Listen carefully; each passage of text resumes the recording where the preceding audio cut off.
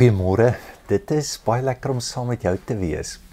Ons staan nou na die einde toe van die woordfees en vandag sluit ons af en ek het die voorreg gehad om nou vandag met Karel te kom praat en jy kan gerus na die gesprek luister op die podcast. So ek het nou maar gedink ek gaan namens my en Karel sommer praat want ek en hy kuier baie saam. En op 'n manier het Karel 'n baie groot invloed in my lewe geword. Ek admireer sy intellek, sy werk, sy liefde en ek het hom 27 jaar terug hier op Stellenbosch ontmoet en ek sal nooit vergeet nie. Kyk, hy's 'n kort mannetjie en hulle het vir ons sê, moenie met daai man lol nie.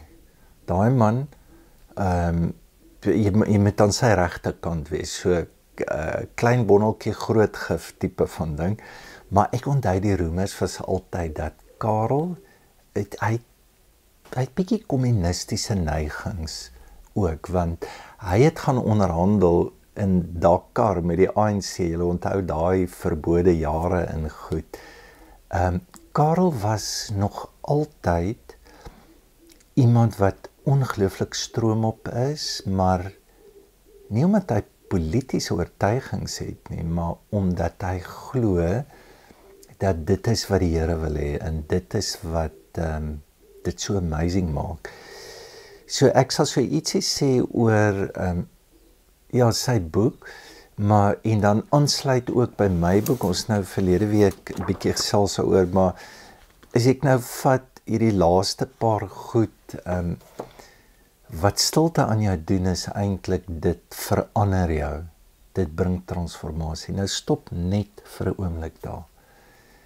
Dit is my en jou grootste begeerte is om regtig te kan verander. Is dit nie so nie?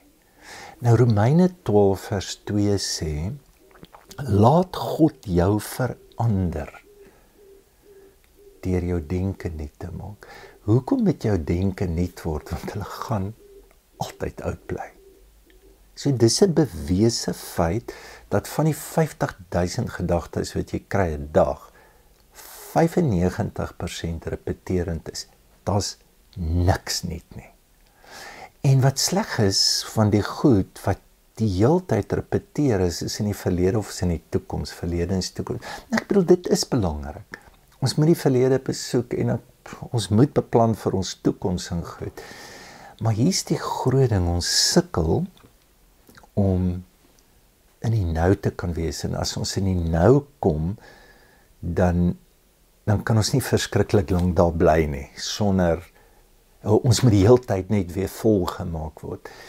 En ek dink ons probleem is dalk, as jy 'n diagnose maak, en dit is ook Karel sin, is dalk baie dieper as wat ons dink, is 'n verslawing. Ons is verslaaf aan geraasbesoedeling. Ons is verslaaf aan beweging. Ons is verslaaf aan nuwe goed. Ons met die hele tyd fliek en klik en scroll en daar's die nuwe lewe. Maar ongelukkig vandag is tyd is geld. Dis hoekom ons nie meer tyd om goed reg te maak nie, ons gooi dit eerder weg. Maar die probleem is, as jy dit doen, gooi jy iets van jouself weg, want ek is lief vir die stoel, ek is lief vir die skilderye, daar's iets, ek connect met dit, so om nou net sê, ek uit te stamp, ek gooi hom weg, is iets van jou. As jy so baie rond beweeg, jy sukkel om te weet waar is soos toeriste, vra gereeld, wat 'n land is ons nou, of so 'n disconnect. Ons sit nou op Zoom, so hulle noem dit digifrenia, so ek kan op meer as een plek teenwoordig is, ek's nou hier, maar ek so ook in Australië, ek so ook daar. Dit bring 'n verstaan oor jouself, maar ook 'n disconnect van jouself. En dan natuurlik ook van God, deur die heeltyd net God kan jy net in die nou kry. Jy moet leer om by hom te wees. En dit lyk vir my dat die Here hardloop nie vooruit nie, dat die Here loop eintlik baie stadig met ons. En dit is hoekom stilte het 'n bewese effek op die manier hoe ons dink. En wat jy eintlik doen is, jy laat net toe, jy maak klein spasies oop. Want jy kan jou kop vergelyk soos 'n rivier, dis jou bewussyn, en dan sit hierdie bootjies op, soos daar in Indië, daar's duisende goed, jy kan nie eens die rivier sien nie. Maar as jy die bootjies bietjie stop of goed, dan gaan jy bietjie stukkies rivier sien. Dit is interessant, binne die sielkunde praat hulle van psychological presence, wat hulle sê so 3 sekondes is wat jou kop nou nie weggaan en goed, en eintlik wat gebeur met jou in dit. En dit is in die rocket science vandag vir ons om te weet wat in jou kop aangaan. En dan in my navorsing was dit vir my amazing. Ek het die voorreg gehad om by Harvard te gaan werk by die Neuromodulation Lab om net te sien en gesprekke te hê met die profs daar. Hulle sal nonne vat, sit 'n cap op en daai cap kan jou elektrostaties, kan ons kyk wat in jou kop aangaan soos 'n MRI, en dan sien jy 'n bewese verskil op die funksionering van jou brein. Nou weet ons brein werk ons nou met paadjies en goed. En ongelukkig daai paadjies altyd geloop was, so ons hak vas op die 95% van ons denke. Dis altyd die insig wat ek sal kry, en is altyd die konklusie waarby ek sal uitkom, is more of the old same. Dit was Einstein wat gesê het, jy kan nie 'n probleem oplos op dieselfde vlak van bewustheid waarmee jy ingekom het. Jy moet na 'n ander bewustelike vlak toe gaan. Dit is net 'n ander manier om dit te sê. En ek dink dit is waar stilte ongelooflik help.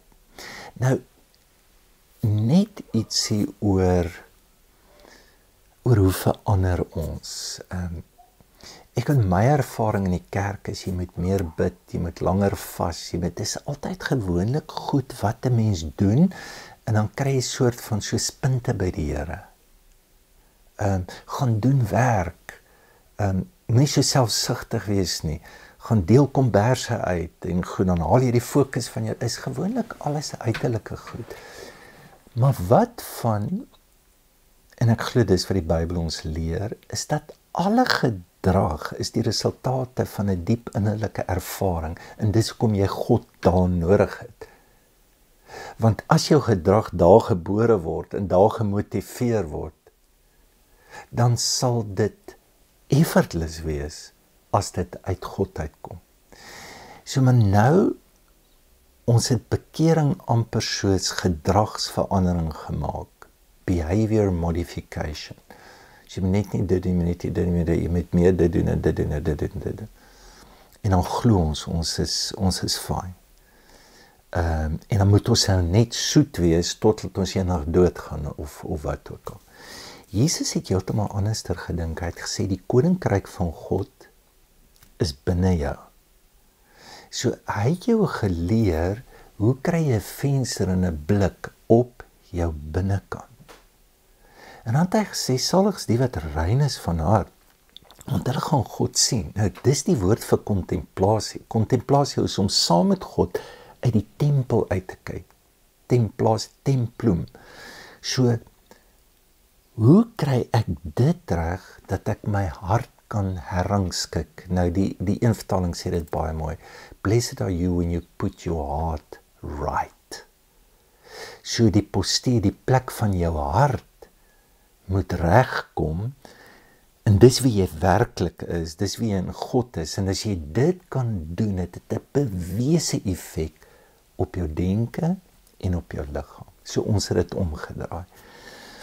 Ek wil net 'n paar goed nog sê, en hier sal Karel, hy het baie mooi goed daaroor, en ons praat daaroor vandag, is hoe God ons ontmoet, en dat daardie krag, en Paulus sê dit, as die gees van hom wat Jesus uit die dode opgewek het, in jou sterflike liggaam woon, sal hy jou lewende liggaam lewe gee.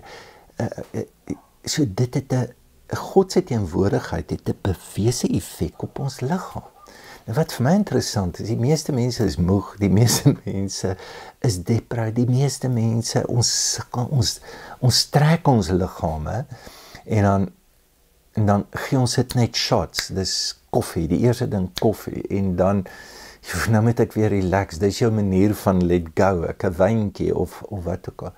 Maar ons het nie 'n diep oortuiging dat die transformasie is nie 'n nuwe idee wat ons kry nie. Dis 'n ervaring wat 'n bewese beliggaaming is van alles wat jy is. En in my boek, dis amazing hoe dit beskrywe word deur hierdie jong mense van hoe hierdie wat genoem word die tempel van God verander. Maar hy verander van binne na buite. So in al wat stilte doen is, dit help om te sien wat binne is. Ek sal nooit vergeet op universiteit, die prof sê, it's in the root, not in the fruit. En ek sal nooit vergeet nie, daai woorde, hy sê, okay, wil jy nie meer pere hê nie, so gaan jy dan net die pere afsny, maar jy wil appels hê, maar die probleem is, jy's 'n peerboom, so as jy die pere afsny, hulle is weg, en dit lyk verskriklik mooi, maar die probleem is, hy gaan weer pere dra. En, ja, so ons moet na die wortels toe gaan, en ek het verlede keer genoem, stilte is saad. Soos Jesus se metafoor, dit val, dit gaan dood, jy moet dit los, dit begin te groei, en so die val en die dood gaan, dit voel baie keer of van niks met jou gebeur nie, dit is niks nie, en is presies wat dit is, want God werk die beste op maniere wanneer jy dit nie meer kan beheer nie, jy hoef dit nie te dink nie, jy hoef dit nie te weet nie, daar is 'n diep stil uitnodiging. En dan sluit ek af met Henry Nouwen het vir my 'n baie mooi metafoor van transformasie. Hy het sê dit is soos 'n trapeze artist. Kyk eens vorentoe en agtertoe, vorentoe. Ongelukkig in die kerk, en hulle het dit letterlik so genoem ook, hulle het gedink dis 'n leer. En dan wil sê, as jy hierdie vak purification kan deurkom, dan gaan jy na 'n volgende vlak toe, unification, en dan gaan jy na, en hulle het dit gesien met gebed, en so, jy het amper dis soos 'n progressie. Maar wat van as ek bedoel, ons kan nie punte kry by die Here nie.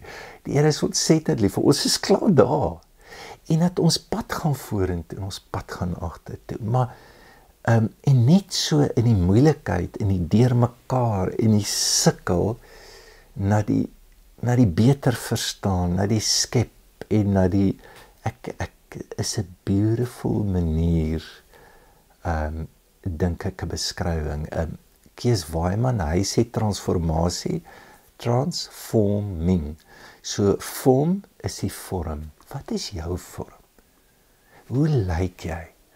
Is dit iets wat Jesus sê aan die vrug van iemand sal jy sal hom ken? Is jou vorm iets? Is jy in vorm? Dis mos nou die woord.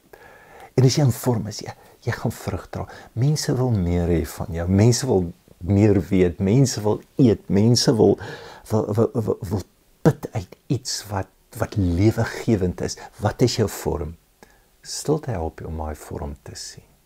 En dan transforming, is, jy moet oor dit gaan, sê Kees. Jy moet deur dit gaan, en daar het jy God nodig. So stilte is nie, ek is in beheer van my denke of goed nie. Dit gaan nie om jou denke te beheer nie. Dit gaan om jouself op die regte plek te sit, dat God jou kan beheer, dat daar nuwe denke kan kom. Dis wat die woord bekering beteken, a bigger mind. En daar, God ontmoet ons binne ons oorgawe aan hom, en stilte help ons daarmee. Mag jy voel dat Karel se boek is stilweg mag jy daai weg kry. Dis 'n amazing pad. Weg, die Engels ek hou van way, dis jou way, dis hoe jy, dis jou vorm. Mag jou vorm diep geanker en gewortel wees binne 'n stilte wat 'n diep bewustheid van God bring. Kom ons bid saam. Here, dankie vir stilte, maar dankie ook vir die wete uit die stilte dat U God is. Dankie vir die saamkuier. Dit is lekker en baie dankie ook vir julle ondersteuning aan Envia. As jy nou so voel, dan kan jy deur SnapScan gee of sommer net op die webloer wat ons doen en as daar iets is waarvoor jy wil gee. Geniet die dag.